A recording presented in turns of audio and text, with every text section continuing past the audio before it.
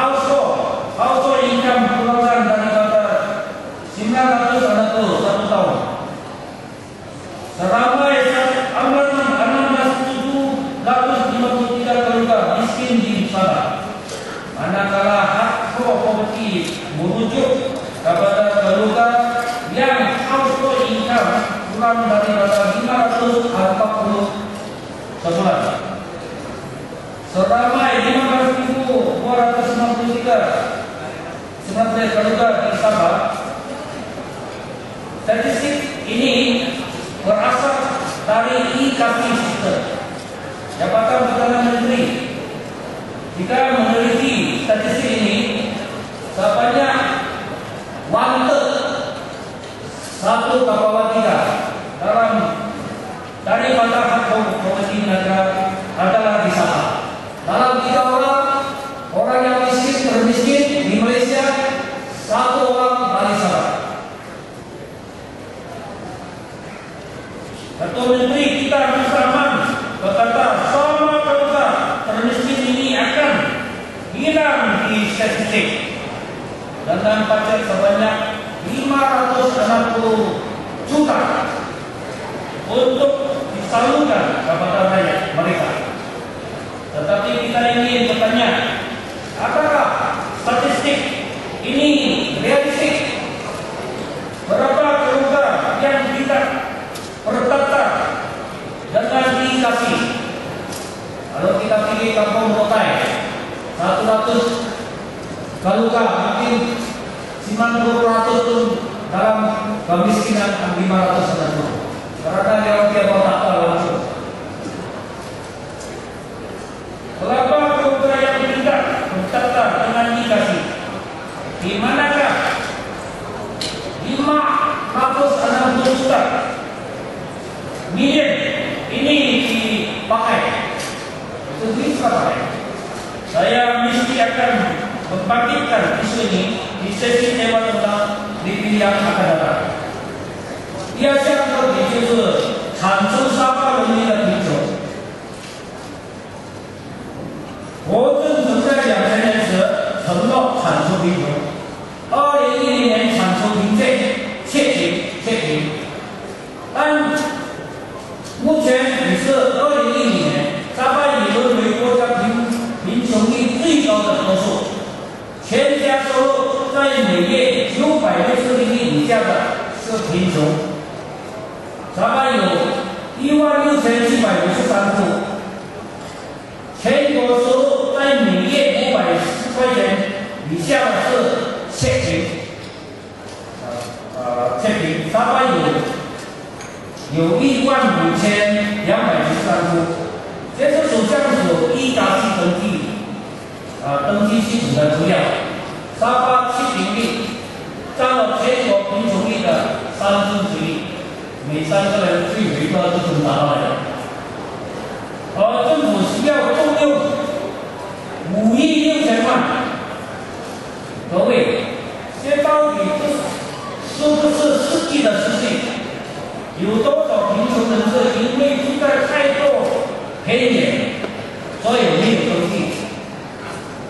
这5亿6千万怎么样用的？用去了哪里？我一定在这里会问到你。Ketika pembangunan infrastruktur di Sabah seperti jalan raya, bangkalan air, elektrik sama broadband untuk mengatasi kemiskinan. Karena katanya infrastruktur BYD Tuan Amasa Abdullah berkata di sesi tentang pinjam bank ini, Sabah harus transform dari satu negeri pendapatan rendah kepada negeri pendapatan tinggi dalam rancangan Malaysia tersebut. Yang bermula pada 2011, sila lihat New Economic Model yang ditentangkan oleh nanti GDP per capita hanya 7.000 American dollar. Setelah ditingkatkan kepada 15.000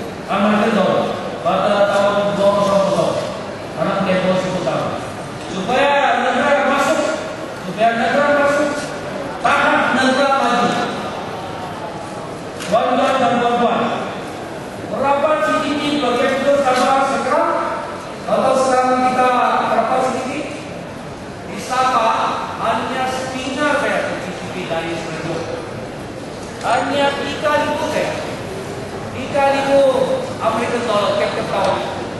Jadi dalam Malaysia dollar hanya 12.500 ini saja.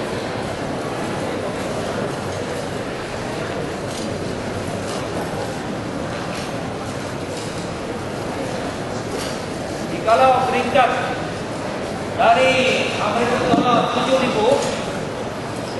ke atas US 15.000, huruf peraturan pembangunan pada 6.5% dalam sebagian negara. We have to grow 6.5% nationally.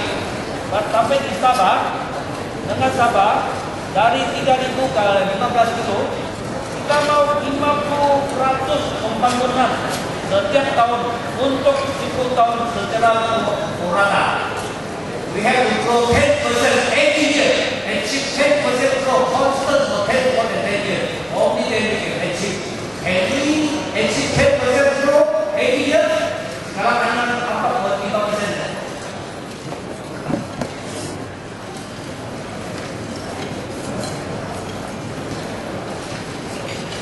Apakah ini realistik? Sampai sekarang Sabah masih jauh di belakang dari segi infrastruktur. Macam mana kita bercakap pendapatan tinggi, padahal benda-benda yang asas pun belum siap, air pun tidak. Kita punya di jalan raya sampai KK mana-mana pun dua halal ya, bukan apa halal. Di Semenanjung kampung pun ada apa halal. Kita pergi bandar besar dari satu bandar ke satu bandar, tidak berubah lagi highway. 一项项科技和第二项科技贫穷有关，就是大量发展沙巴的基建，提供道路、自来水、电流这环评给沙巴人民。因为只有发展沙巴的基础建设，沙巴才能发展，沙巴人民才能够摆脱贫穷。周元首阿玛萨阿杜拉。敦的阿巴萨阿杜拉在刚过去的回归说，沙巴在2011年开始，在第4个大马计划下，要从中低收入的州属转变为高收入的州属，高价值经济活动的州属。再看看南京政府的新经济模式讲什么？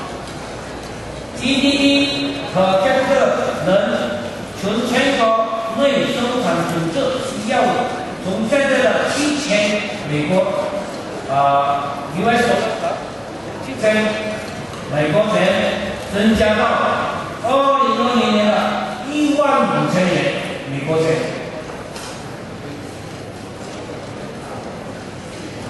比如说，我们全国要实现6.5个。 增长率每一年，不过需要在4年之上，那么沙巴呢？我们现在只有美国3000块钱的那个收入一年，3000块差不多是9000多块钱一年啊，平均啊。那么要去达到4、5千美国钱啊，这都差不多是2万多、3万多，需要。